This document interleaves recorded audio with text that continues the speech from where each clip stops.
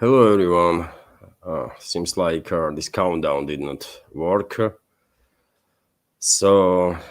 Anyways, thank you all for your attention and joining this stream. News summary from Moscow program. It is 20th of November, 11 o'clock in the morning Moscow time, and well, as always, I have prepared quite a number of news on some major developments and. I hope you'll find this video informative and useful. And if so, please click that like button, leave some commentary. Just about anything. This might help to deal with the algorithm. And in case you want to support my work, you can see links to support platforms under this video in description box. So that's being said, let's and of course during the live stream you can use super chat feature on Rumble channel. By the way, I'm streaming on both channels of mine simultaneously on YouTube and Rumble. Okay, that's been said. Let's start with the news, and of course, main topic of discussion is this topic of a new peace proposal that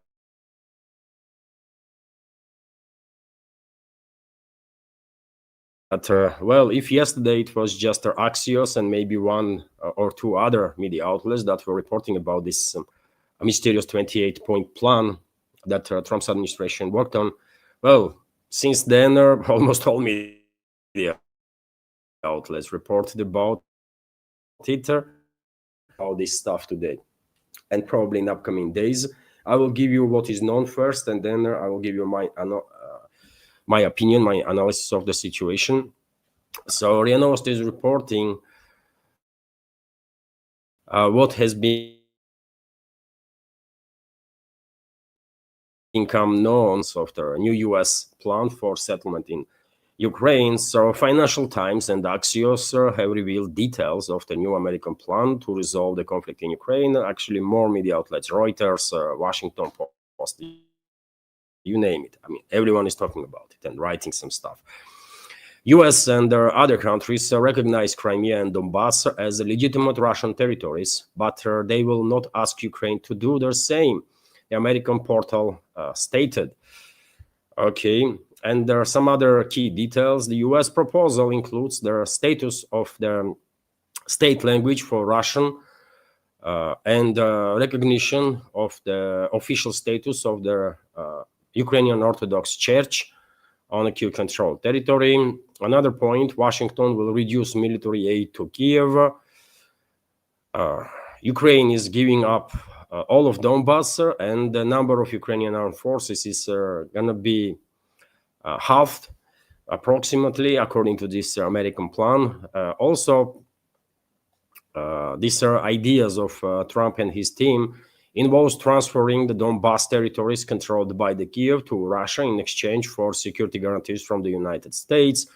The contact lines in Zaporozhye and Kherson regions will be mostly frozen. Yeah, of course, if you say so. The territories of Donbass that Kiev cedes will be considered a demilitarized zone, which is insane. The deployment of foreign troops in Ukraine will be prohibited. Yes, we're going to trust Western anyways. Kiev will no longer receive Western weapons capable of striking deep into Russia. Qatar and Turkey are participating in development of their initiative. According to Reuters, the United States has made it clear to Vladimir Zelensky that Kiev must accept their peace plan. Ukrainian media reports suggest Washington will press him to agree to a framework agreement with the Russian Federation. So a bunch of nonsense there, by the way, bunch of nonsense, obviously. That would not be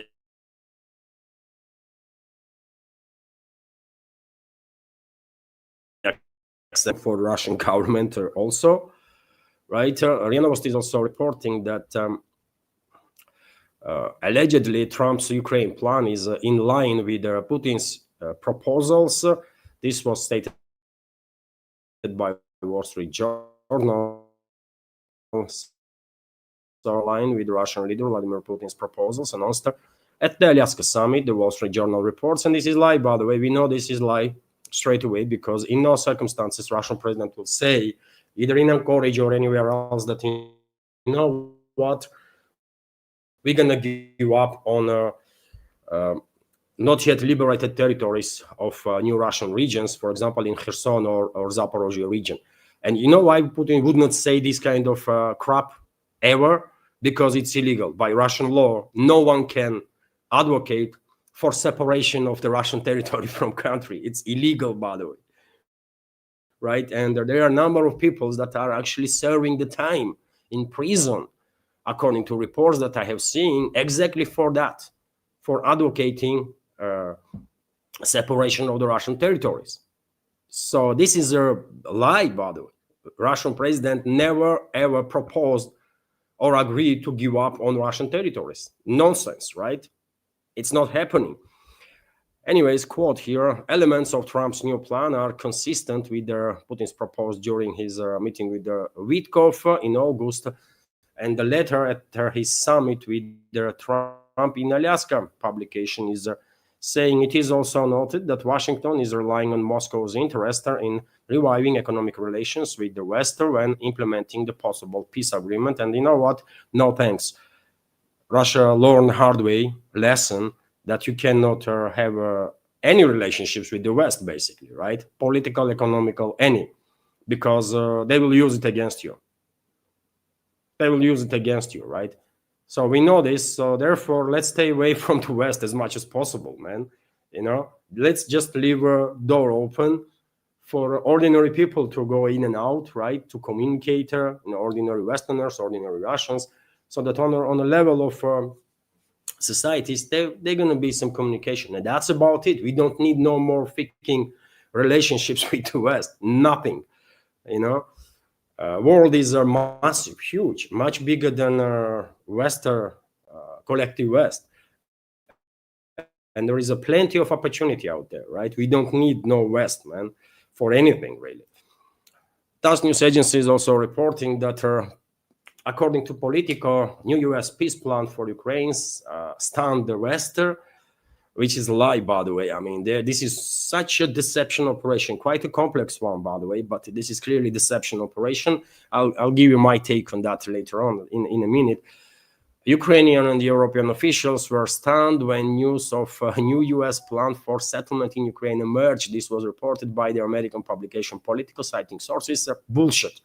Absolute lie, by the way. This whole operation is obviously well coordinated among globalists and the neocons, among Western elites. There can be no doubts about that. Although Europeans going to play some games there, of course, and Kiev region will do the same. They will play some games, right? How upset they are that they did not know nothing, while they knew perfectly well what was going on, right, and what was going to happen.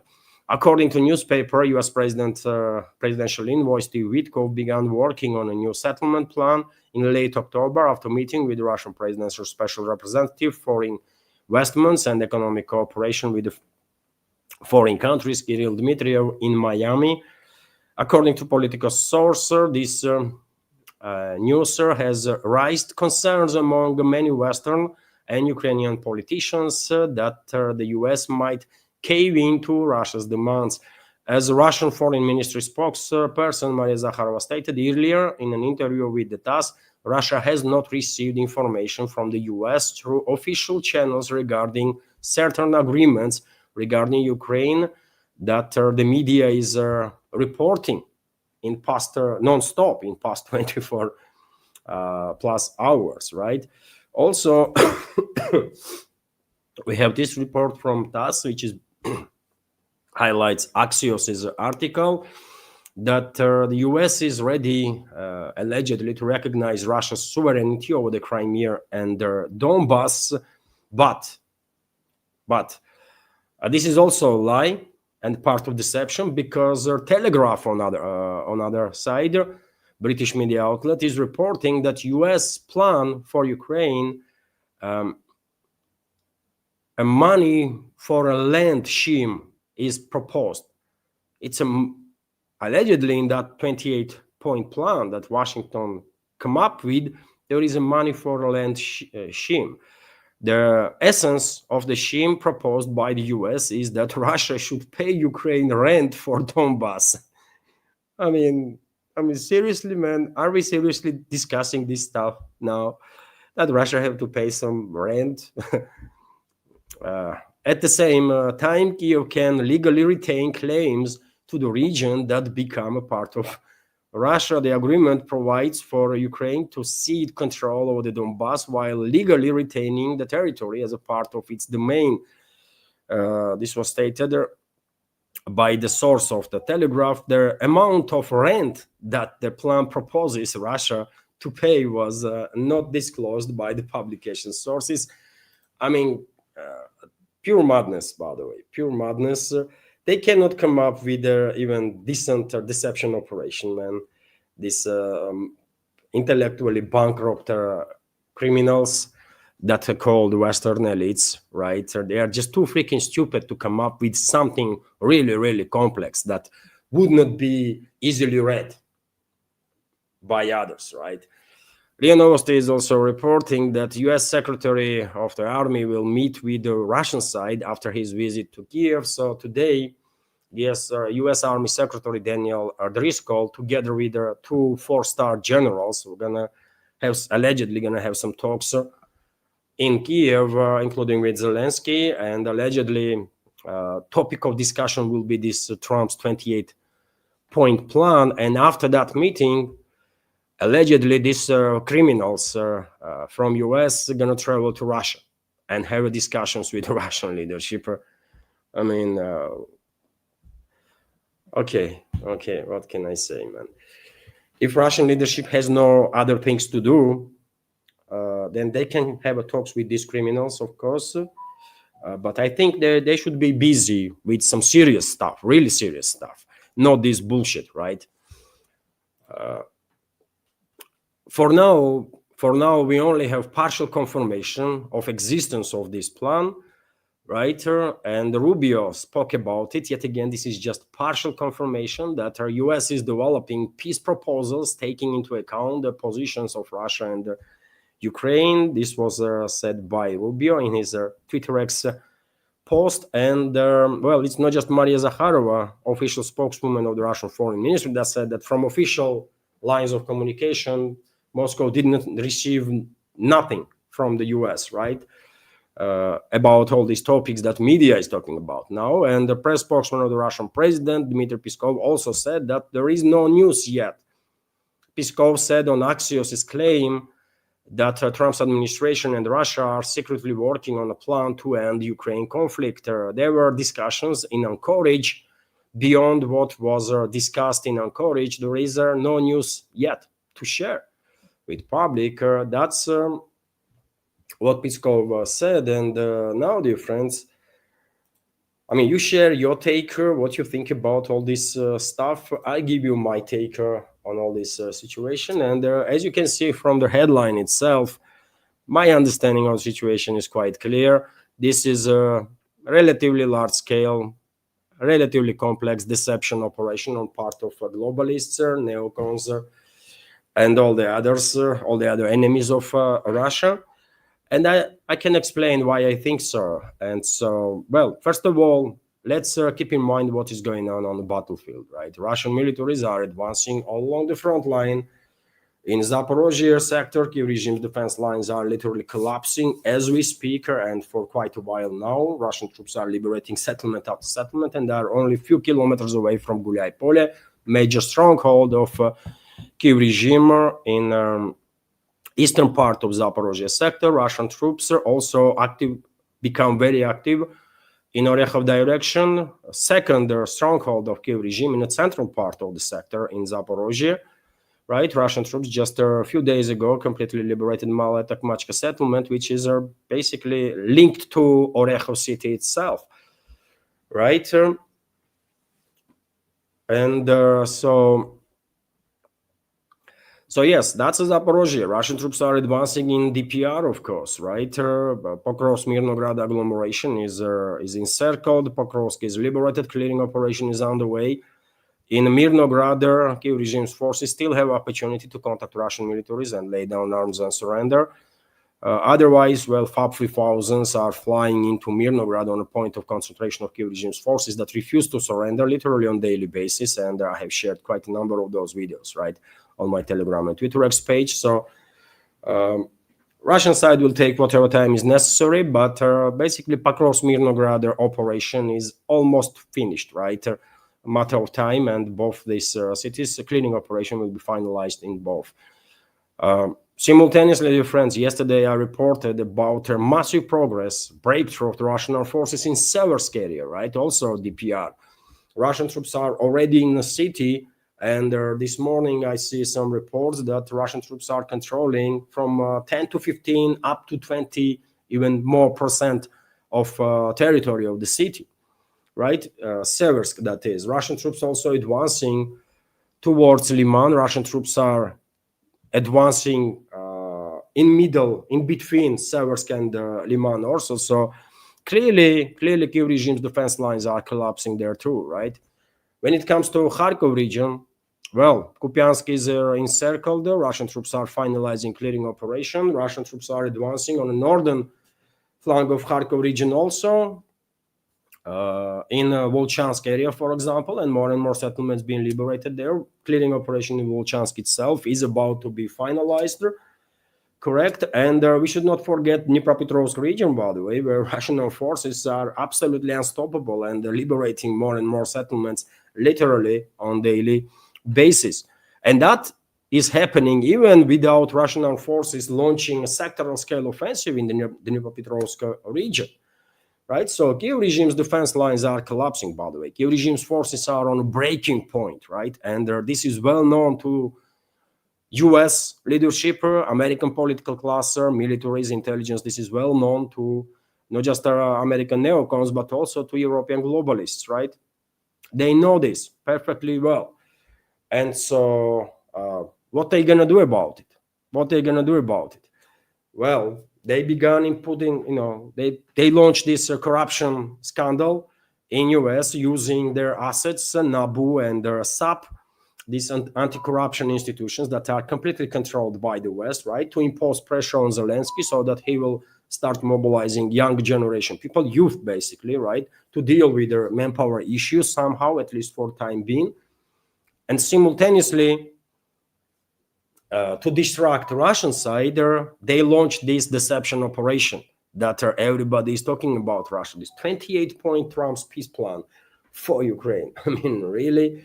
And all they want is, by the way, to somehow lure in to distract Russia, maybe to somehow reach a ceasefire on a line of contact so that the West will have opportunity to rearm, reinforce, right, Kiev regime, to deploy more and more thousands upon thousands of mercenaries from all over the world, right? And you think Russia will fail for this nonsense? No. Moscow not gonna fail for this stuff, dear friends. Moscow not gonna fail for this stuff. I'm 100% convinced on that. Although let's wait and see what is going to happen. And meanwhile, as a part of a game, as a part of this deception operation, as I already said, the Kyiv regime will begin whining about how they were left out of this plan, right? From works on this plan. How Europeans will do the same, European elites, these globalists and so on, that they've been left out from actively participating in the works on this plan, and all this hysteria will be just an attempt, just gameplay to mislead the Russian side. They want Moscow to think that, Washington is actually serious about escalation, which is, come on, man. If anybody believes anything that comes out from either Washington or from any other capital in the collective West, then I don't know. I mean, there is Himalaya mountains that I'm trying to sell for past several centuries, and I could not. So I would happily sell that mountains to those that actually believe that Washington or any other capital in the West or Western elites in general can be trusted. It's the early stages of this massive deception operation, of course, and we will need a couple of more days to have a more or less good understanding where Moscow stands on that. But what is very important, dear friends, what is very important, and I spoke about this yesterday in my second update on Patreon and Boosty, all this story, all this situation resembles to me to situation that we see in regards to Iran-US negotiations. Remember, there was a nuclear talks about nuclear program of Iran between Tehran and Washington with the mediation of Oman. There was several rounds of these talks that took place actually, and the sixth round was in preparations, I believe, when US and Israel went to conduct decapitation strike on Iran. And then this 12-day war happened. So all this story resembles to me that Iran-US negotiations, and there maybe if maybe part of this plan of the globalists and neocons is to first lower Russia into this trap of useless talks, useless negotiations, right? And then at some point launch a decapitation strike on Russian political and military leadership, and basically launch a next phase of escalation against Russia with not just a decapitation strike on Russia, but also with the massive drone and missile strikes on Russia, with massive unprecedented scale terrorist attacks on Russian Federation, while all the assets will be used, or most assets will be used by Western secret services that they have in Russian territory, simultaneously unprecedented scale of cyber attacks on Russian Federation. They will try to create a chaos here in Russia, right? That's what might be the plan, by the way, of the globalists and the neocons, right? And my hope is that Moscow, I mean, if I can understand this, if I can see this, hopefully whatever think tanks are providing analytics for Kremlin, they see it also, right? And after all, come on, man, we are experienced enough now. We are experienced enough to understand that Western elites cannot be trusted in general, right? Nothing that they say means anything, actually, right? They use diplomacy as a tool of deception, as a weapon, and we should always understand this and never forget. And hopefully Russian leadership understands this perfectly well. That's my explanation, dear friends. I understand all the media outlets, not just MSM, but even alternative media, obviously will pay a great deal of attention to these developments, this Trump's 28-point plan. This is going to be main topic of discussion today, tomorrow, day after, for quite a while, quite some time now. But it's a deception. It's clearly a deception operation that is intent to lower guard of the Russia, to lure Russia into this trap, and then to attack Russia with next phase of escalation. And that's all it is, right? That's all it is. No one should expect any actual de-escalation anytime soon, unfortunately. We all love to see end of this proxy war that West is waging against Russia, but this is not happening, not yet, right? Western elites clearly are not ready yet and not willing yet to acknowledge that they lost this proxy war, and they are not ready to capitulate. That's how their situation is, right? That being said, dear friends, let's continue with some other news. Now, share your opinion. Do you agree with my take on this topic, or do you disagree? Where our disagreements are, if there is any, will be interesting to know your opinion. And yes, that being said, let's continue with some other news, by the way. And I just mentioned, isn't it, next phase of escalation, which means that, of course, globalists, neocons, are preparing Western world for war with Russia, right? And they are not even hiding this, really. And we have this report from RT, for example, that EU unveils plans for military Schengen. I mentioned this partially yesterday. The EU Commission has prepared a plan for military Schengen to facilitate the movement of troops and their heavy equipment across the bloc in case of a standoff with Russia. EU officials have long complained that it would take weeks to mobilize forces due to logistical and infrastructural problems. According to a document made public on Wednesday, the bloc intends to establish an EU-wide military mobility area by 2027, seeking to cut through red tape, introduce common rules for deployment, and provide priority access for armed forces in emergencies. EU officials also aim to upgrade key EU military mobility corridors to dual-use standards and defense strategic infrastructure. According to Reuters, the idea is also to create a solidarity pool where EU members can choose to provide special military transport capabilities to states that don't have them.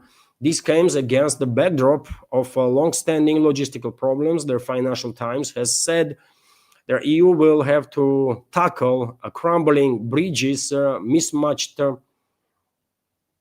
rail gauges, and labyrinth bureaucracy. The report also notes that it would currently take around 45 days to move an army from Western European ports to the Russian border, which plans to cut the time down to 3 to 5 days. I did report about these plans of NATO earlier. EU Transport Minister Apostolos Tzitzikostas has also warned that NATO tanks being redeployed could get stuck in tunnels and cause bridges to collapse. He said the bloc would have to spend at least 17 billion euros or $20 billion to rectify this. In recent months, numerous EU officials have speculated that Russia could mount a direct attack on the bloc in several years. Moscow has rejected these claims, dismissing them as a nonsense, because it is a nonsense. But what is going to happen is that Europe, NATO, gonna attack Russia, right? Openly. And they are preparing for it openly, publicly, right? No matter how they're gonna disguise these preparations. But it's a clearly anti-Russian moves that they are engaged in. And you know what? No matter what they're going to come up with, right? Russian militaries can deal with their European armies much easier than with Kiev regime's forces, because yet again, let me remind you, dear friends, that unfortunately, Western elites were able to provoke civil war in the Russian world, and this is war within the Russian world, right? And if Russians know anything, first of all, how to fight. And this was demonstrated through history on numerous occasions, isn't it? And that's why, by the way, I think Russian troops will smash European armies like 10 times easier, 100 times easier than fights that Russian militaries are overcoming and dealing with currently on the line of contact, because Russian people know how to fight. I cannot tell you the same about Europeans, right? They used to know about it. They used to know, don't get me wrong. After all, they built so many empires for a reason, right? They used to know how to fight, but as one say goes, strong people create easy times create weak people, and weak people create hard times, right? And right now, Europe is in easy times, right? And therefore, Europeans are weak in every possible way, first of all, psychologically, and they are not ready to fight and die. We are, by the way, ready to fight and die, because we did not really have easy times, but they did. So that's how I see, dear friends, and there are many members of our community probably will agree with me. Take a look at the euro, by the way. Main issue that Europeans are facing now is a freaking gender dysphoria. Those people cannot even understand are they males or females. I mean, you think they can fight? I mean, really? Come on, man. Anyways, let's continue with some other news, but preparations for a war clearly there, right? Because the globalists and the globalist control regimes all over the Europe, they're not going to stop, and they don't care how ready or not ready Europeans are for a war. They will sacrifice them anyways, right? And you understand, if and when direct war begins between NATO and Russia, those Western elites not going to send their kids to fight and die on the battlefield. They're going to send their kids of other people. And that's why they are this keen, right? That's why they don't afraid. That's why they're pushing for escalation after escalation. Because they think they're not going to lose nothing. It's just ordinary people, in Germany, Belgium, France, or UK. Ordinary people that are going to die that they have no care about of whom, right? It is what it is. Let's continue with some other news. And TASS news agency is reporting, based on Russian Defense Ministry's latest update, that overnight, Russian air defense systems on duty intercepted 65 drones that was launched by Kyiv regime with assistance of NATO to strike deep into Russian territory. Also, military expert Marochko stated that Russian armed forces are fighting in Seversk. According to him, Russian armed forces units are engaged in a fierce street fighting in Seversk, building on their success after breaking through Ukrainian defenses on the city's southeastern outskirts. Military expert and in Marochka told the TASS news agency, according to preliminary estimates, approximately 15% of the town, Seversk, has come under the full control of the Russian armed forces. Fierce urban fighting is currently on the way, and as I said already, dear friends, there are different reports. According to some, around 10-15% of the Seversk is being liberated. According to some other reports, even more. And let me show you Seversk itself right now, dear friends. So this is Seversk.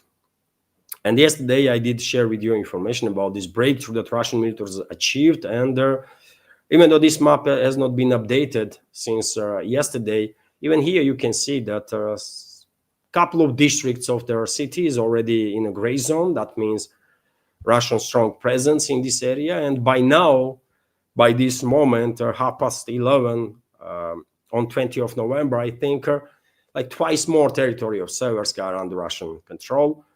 Let's see what additional information are we going to receive in regards to developments in this direction. But I'm optimistic. I think Russian troops will liberate, most likely Russian troops will liberate Seversk before end of this month. But let's see, maybe I'm too optimistic. I don't know. Meanwhile, we have this report, dear friends, that, Poland intends to close the last remaining Russian consulate general located in Gdansk city. Okay, and we have TASS news agencies report about Russia's reaction. So Moscow will retaliate by reducing Poland's diplomatic presence, according to Foreign Ministry of the Russian Federation. And at some point, I guess, there will be only like ambassadors left, and they will, and at that point, probably they will be no more sense whatsoever to maintain diplomatic relationships, right? If it was up to me, I would cut diplomatic relationships.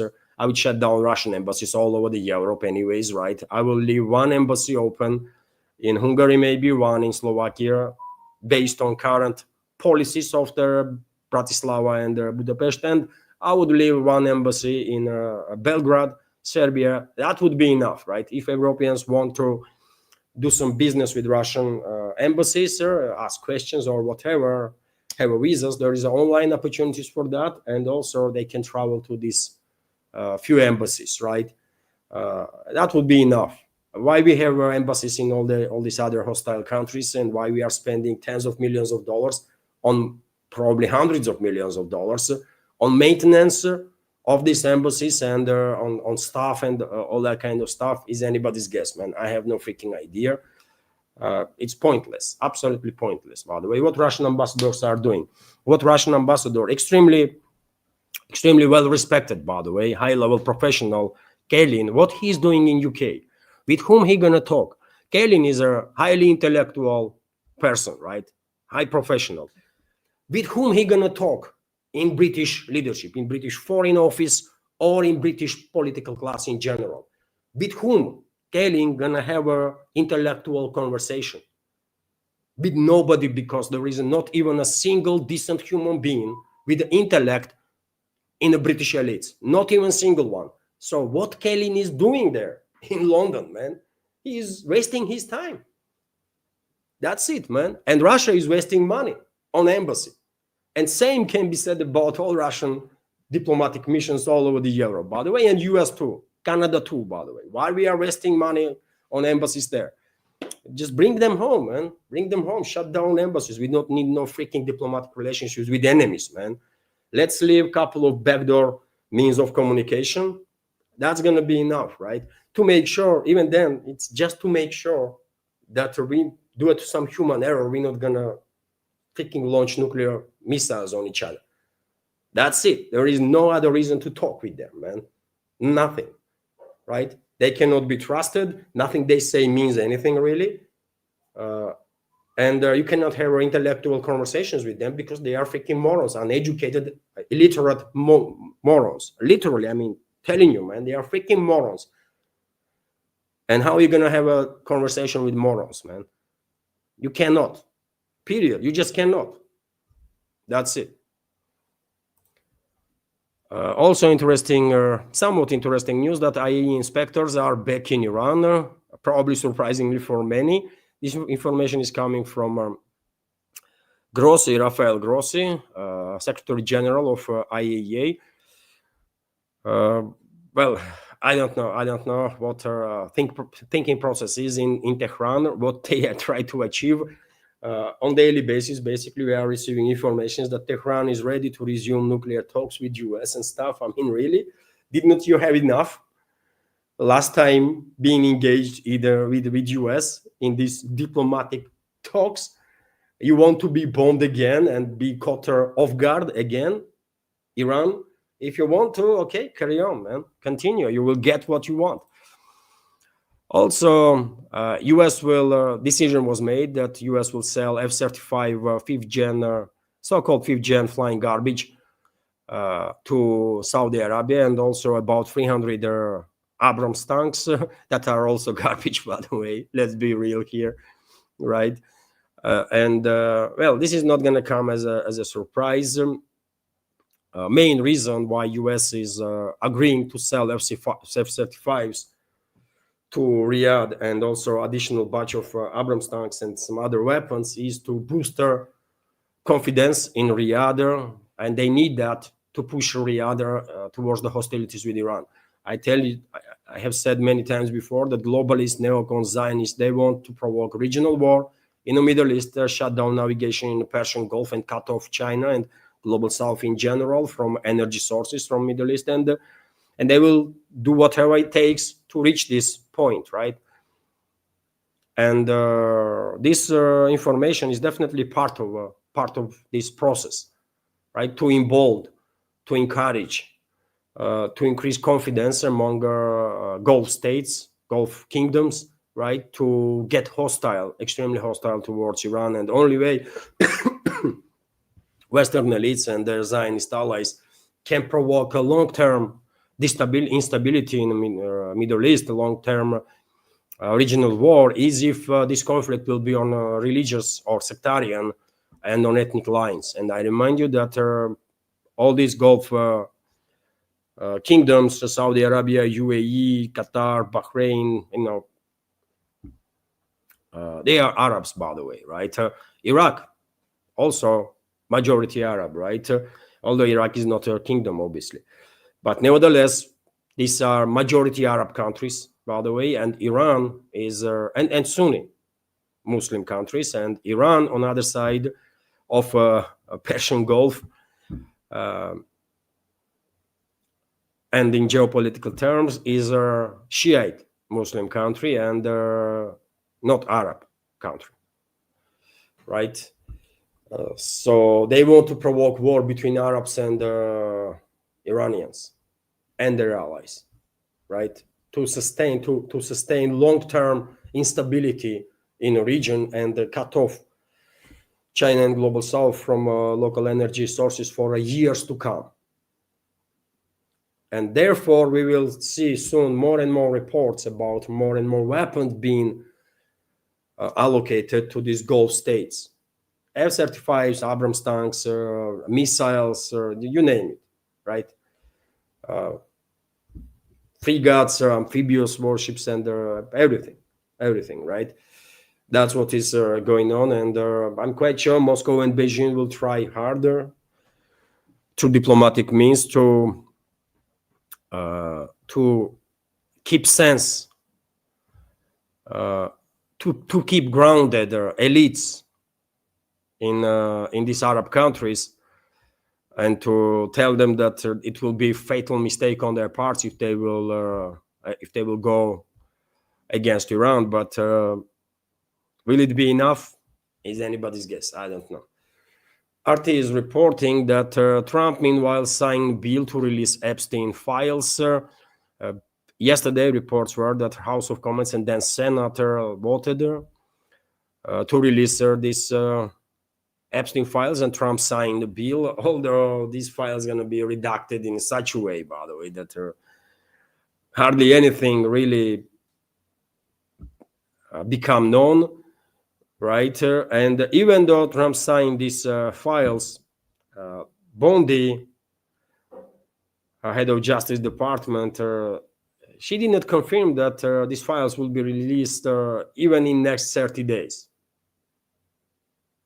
So who knows how long it will take. Probably FBI and Justice Department are still busy going through all these files and they're destroying everything that they didn't like. But in any case, damage is done, by the way. US political class, Western political class is disgusting human beings. If we can even call them human beings, right? It's insulting kind of for real humans. These are disgusting creatures. Western elites are disgusting creatures, right? And everyone knows this. And everyone knows this, right? And no matter these files will be released or not, we know Western elites are disgusting freaking creatures. Period. TASS news agency is also reporting that Russia remains India's largest oil supplier despite her obstacles from the West. Quite interesting news, isn't it? There were so many talks that India cut cooperation with Russia in energy field, and India did this and India did that.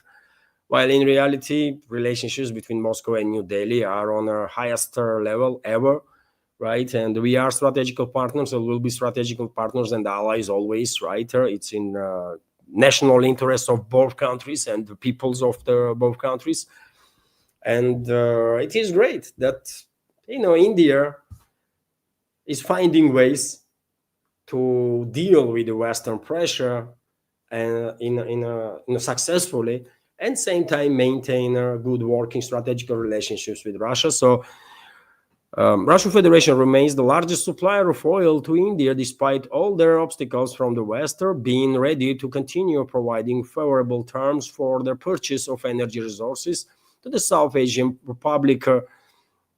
Russian ambassador to New Delhi, Denis Alipov, said in an interview with the TASS news agency, and this is good news, by the way, great news, right? And well, if I'm happy in regards to cooperation between Russia and India, I cannot say the same on this topic, for example, that I'm going to share with you right now, which is that Russia supplies key components for ITER, world's largest nuclear fusion project that is located in France.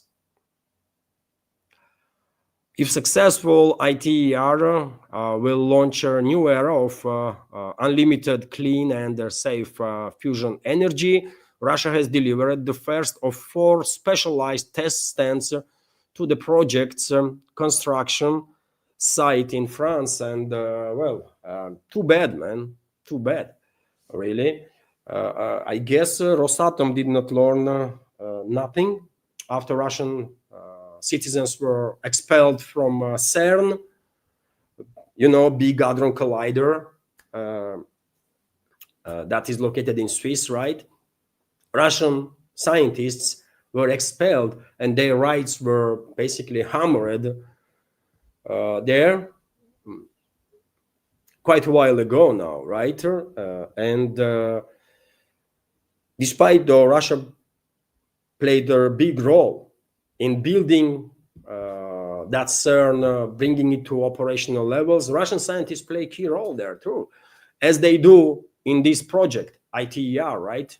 To build the fusion reactor. And I don't know what the hell is going on in the brains of officials, whoever is deciding in which projects Russia should be a participate and in which projects not, because they're going to use Russian know-how, they're going to use Russian expertise, Russian equipment, and then they're going to tell to Russian citizens, go away now. That's what they're going to do, as they did in the CERN, right? So if we are this stupid, then okay, too bad. What can I say, man? Right? Instead of cooperating in this very matter with China, with India, with actually friendly countries, we are helping our enemies. I mean, seriously, man, that's how stupid we are. Okay, man. So yes, that's what is happening, by the way, And chief of Rosatom or some representative of Rosatom went there and made some speech and blah blah blah blah blah blah. Come on, man, what are you doing? These are enemies of ours, right? And you are helping them. And if anybody thinks Russia gonna gain some knowledge too, I mean, come on, man. If anything, we have best scientists ever existed in this world, and we don't freaking need French scientists to do anything. Literally, right? Does France even has scientists, man? When you hear last time about any breakthrough that French scientists were involved in, I mean, in last 100 years, was there anything really? In last 200 years, in last 300 years, we don't freaking need no France for nothing whatsoever, That's it. Yeah, too bad, man. This is my personal opinion. You might agree with me, disagree, but we should stop helping our enemies, man. We should stop helping our enemies in any way, shape, or form. Even if one will say, well, this is civilian project and this and that. I mean, really? Are you sure that technologies that they will receive from Russian scientists not gonna be used in a military with military implications and against Russia? Are you sure about it? We are talking about Europe, by the way. We are talking about France, that cannot be trusted ever. It is what it is, man. But yeah, there are countries with whom I welcome all the cooperation, including with India, by the way, our brotherly nation. But when it comes to European countries, no, man. No, we cannot trust them. The European people are in no position to reclaim their own countries, to make sure that they have normal, decent human beings as leaders, right? That can be actually trusted. And until this is the case, until Europe is run by enemies of Russia, by disgusting creatures, as it is the case now and for centuries, for past centuries, we cannot do business with them, and we just cannot. We will lose. We're not going to benefit from this cooperation in any way, shape, or form. They're going to do benefit, but not us. Anyways, that's what I think, man. That's what I think on the matter. And this is it. Relatively short live stream, actually, which is good. By the way. Let me check now. Oh, great. Let me check now if there was any message through Boosty. I don't think there was anything there, but just let me check.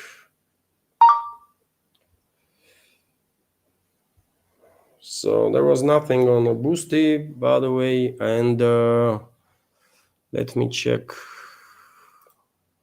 Rumble if there was any super chat. Nothing on Rumble. Okay, then. This is it for now. Have a wonderful day and take care. Bye.